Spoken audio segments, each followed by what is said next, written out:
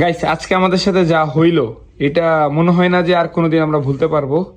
এবং এখানে যে চারজন বসে আছে এদের অবস্থা এদের কাছেই শোনো একবার। তো মেহেদি ভাই, তুমি আগে বলো, এদের যে অবস্থা এত কিছুই বলতেছে না, বলো। এখানে তো আর বলার মতো কিছুই নাই ভাই, আমরা সবাই আমাদের সম্পূর্ণ চেষ্টা করছি, বাট আমরা কিছুটা পয়েন্ট, সামান্য 4টা পয়েন্টের জন্য আটকে গেছি ভাই। এটা এটা কোনোদিনও ভুলতে পারবো না, বা এটা মানার মতো বিষয় না ভাই। আর মাহফুজ ভাইয়ের কথা আমি নাই বলি, এই আজকে কতটুক দিছে কতটুক করছে লাইভে প্রমাণ আছে টিমের জন্য।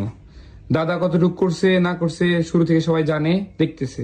এবং সর্বশেষ যদি আমি আলিফের দিকে আসি, 1.5 মাস যাবত পিসি থেকে ফোনে শিফট হয়ে কতটুক করছে না করছে, আফসোস ছাড়া এখানে কোনো বিকল্প আমি পাইতেছি না। মাত্র 4 পয়েন্টের জন্য নাকি আমরা ইন্দোনেশিয়ার জন্য কোয়ালিফাই হইতে পারলাম না।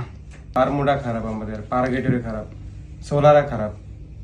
এই 3টা ম্যাচ খারাপ খেলেও আমরা 5 পয়েন্টের জন্য টপ 2 হতে পারিনি।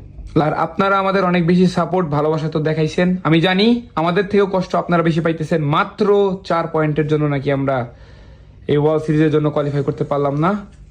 তো এখন জিনিসটা ভাবেন, 4 পয়েন্টের জন্য আমরা ইন্দোনেশিয়াতে যেতে পারলাম না।